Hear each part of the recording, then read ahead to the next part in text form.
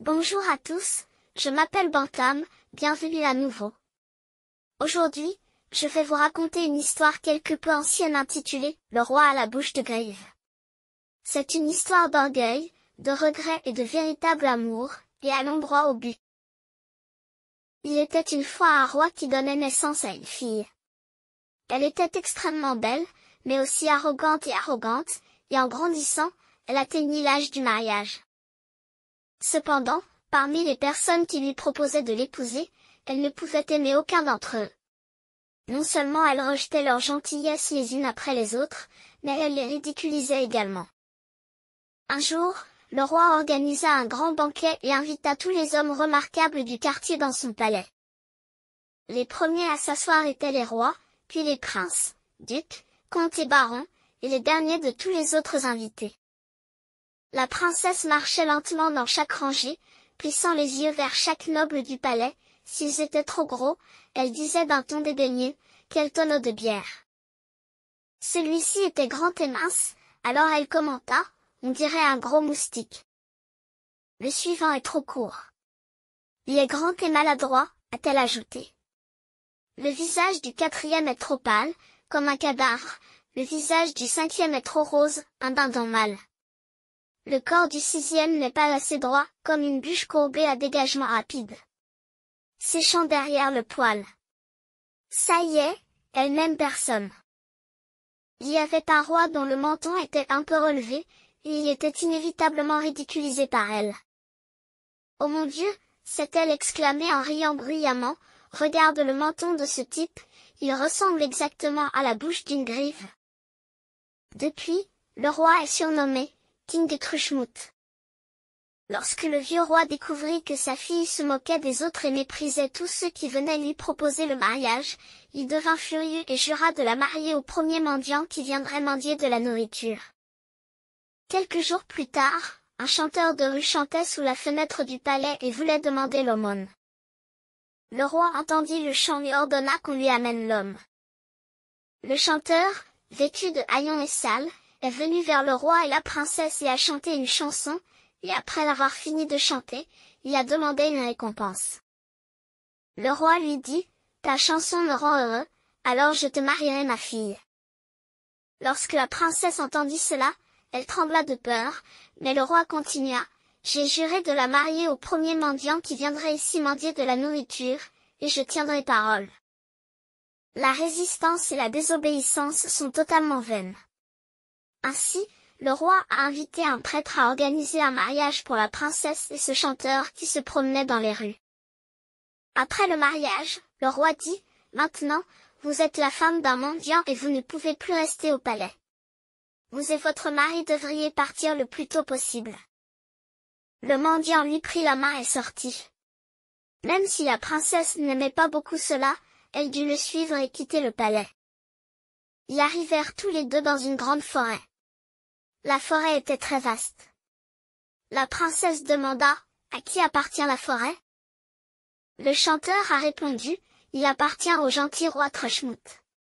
Si vous l'aviez épousé, il serait à vous maintenant. » Après avoir entendu cela, la princesse répondit, « Moi, cette pauvre fille, j'étais un peu arrogante au début. Ce serait formidable si j'épousais le roi Trushbill. » Ensuite, ils arrivèrent tous les deux dans une prairie plate et sans fin. La princesse demanda à nouveau, « À qui est cette belle prairie verte ?» Il appartient au gentil roi Trushmut. Si vous l'aviez épousé, ne serait-il pas à vous maintenant? Alors, la princesse soupira et dit, « Moi, cette pauvre fille, j'étais un peu arrogante au début. Ce serait mieux si j'épousais le King Trushbill. » Puis ils arrivèrent tous les deux dans une grande ville et la princesse demanda à nouveau, « À qui appartient cette belle ville ?» Il appartient également au bienveillant roi Trushmut. Si vous l'aviez épousé, ne serait-il pas à vous maintenant? Après avoir entendu cela, la princesse soupira à nouveau et dit, « Moi, cette pauvre fille, j'étais un peu arrogante au début. Ce serait formidable si j'épousais le roi à la gueule de grive. » Tu as toujours envie d'épouser un autre homme, a déclaré le chanteur. J'étais très en colère.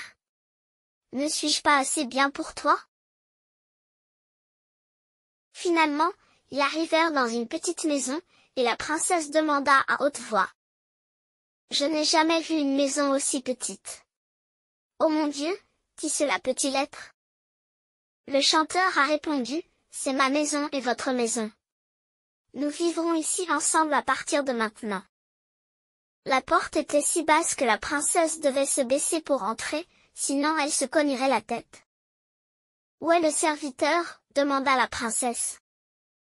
Où sont les domestiques? Répondit le mendiant, vous devez tout faire vous-même. Ici, vous devez rapidement allumer le feu, faire bouillir l'eau, puis cuisiner pour moi. Je suis très fatiguée. Cependant, la princesse ne pouvait pas faire de feu pour cuisiner, alors le mendiant devait le faire lui-même, sinon il mourrait de faim. Ils dînèrent simplement et se reposèrent après le dîner. De façon inattendue, tôt le lendemain matin, le mendiant a jeté la princesse du lit et l'a forcée à faire le ménage. Ils ont passé quelques jours ainsi et ont fini toute la nourriture. Le mari a dit, « Femme, regarde, comment pouvons-nous survivre si nous ne faisons que manger et ne gagnons pas d'argent? Viens tisser les paniers. » Après cela, il sortit, coupa quelques branches de saule et les rapporta chez lui.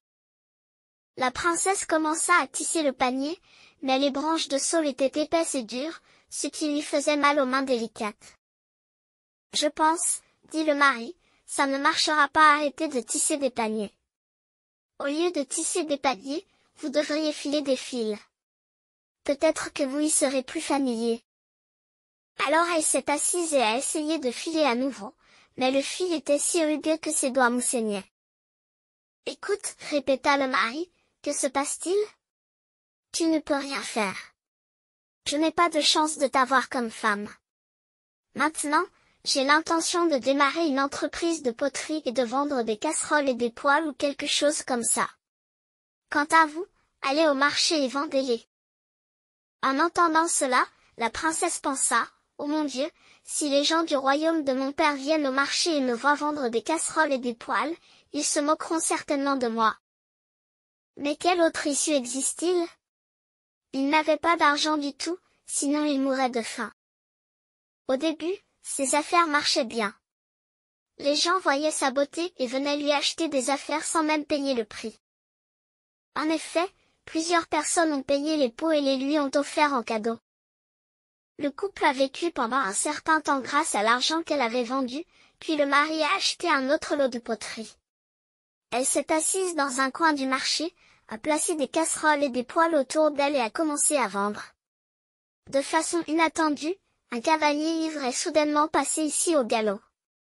Le cheval s'est précipité dans son écurie et a piétiné toutes les poteries. La princesse fondit en larmes et resta impuissante. « Oh mon Dieu, que dois-je faire ?» gémit-elle. « Que va me dire mon mari ?» Mais elle n'avait nulle part où aller, alors elle a couru chez elle en pleurant et a raconté à son mari ce qui s'était passé. « Vous êtes une petite vendeuse de poterie, alors à quoi ça sert de pleurer ?» gronda son mari, « vous ne pouvez pas faire de travail. J'ai dû courir au palais de notre roi et vous demander si vous pouviez y travailler. Femme de ménage. Ils ont accepté de l'essayer pendant un certain temps et vous pouvez y manger gratuitement. » De cette façon, la princesse redevint femme de ménage. Elle travaillait pour le maître, accomplissant tous les travaux les plus sales et les plus fatigants. Elle a cousu une poche dans ses vêtements et y a mis un pot avec un couvercle. Elle y mettait les restes tous les jours et les rapportait à la maison après avoir quitté le travail pour joindre les deux bouts. Un jour, le roi de ce pays a organisé un grand bal pour célébrer les 18 ans de son fils aîné. Lors de cette nuit inhabituelle, la pauvre jeune fille s'est cachée derrière la porte de la salle de bal et a regardé en secret. Elle regarda les bougies s'allumer une par une et les invités entrer dans la salle un par un, tous magnifiquement habillés et brillants. Face à la scène magnifique et éblouissante devant elle, elle pensa tristement à son destin tragique, se tenant derrière la porte et faillit fondre en larmes. C'est à cause de son arrogance et de son arrogance qu'elle s'est retrouvée dans une situation si pauvre et misérable aujourd'hui. Les invités du banquet arrivaient les uns après les autres, et la nourriture délicieuse était introduite et sortie. Le parfum était si parfumé que sa bouche était pleine d'avidité. Les serviteurs lui jetaient de temps en temps des restes, qu'elle mettait rapidement dans des bocaux et se préparait à les manger. Ramené à la maison. Le fils aîné du roi, vêtu de velours et de satin, constellé de diamants et portant une chaîne d'or autour du cou, se dirigeait vers la salle et trouva la pauvre femme debout derrière la porte, regardant furtivement le bal. Le prince lui attrapa la main et voulut danser avec elle, mais elle refusa.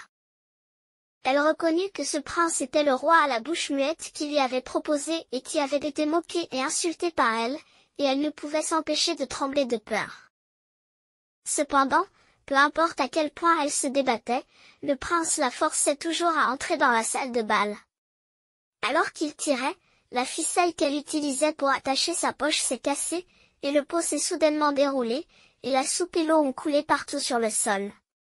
Laissant des résidus, les légumes étaient éparpillés partout. Les gens ont éclaté de rire en voyant les restes, et elle est devenue la risée de tout le monde. Elle avait tellement honte qu'elle aurait aimé pouvoir ramper à travers une fissure dans le mur.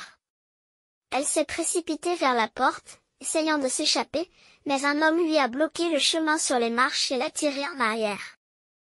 Elle se retourna et vit que l'homme était à nouveau l'ennuyeux roi à la bouche de griffe. Cette fois, le roi lui dit d'un ton gentil et gentil. « N'aie pas peur, je suis le roi Griffe-Gueule, et je suis aussi le mendiant qui vit avec toi dans la maison minable. Tu ne le vois pas, mais je suis la même personne. Je t'aime beaucoup, alors je me suis déguisé moi-même comme un mendiant et je t'ai trompé, j'étais le cavalier ivre qui a fait l'irruption dans ton étal et a piétiné les poteries en morceaux. J'ai fait tout cela pour changer votre attitude arrogante et grossière et pour vous punir de vous moquer de moi. » Après avoir entendu cela, la princesse se couvrit le visage et pleura amèrement. Elle sanglota et dit au roi, « J'étais vraiment indigne et j'ai fait beaucoup de mauvaises choses.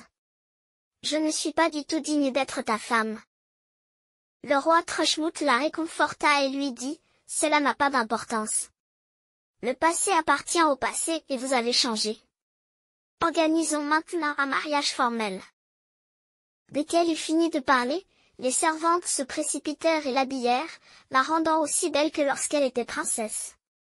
Son père et les dignitaires du pays sont également venus la féliciter ainsi que le roi Trushmout pour leur heureux mariage. Bon, l'histoire est terminée.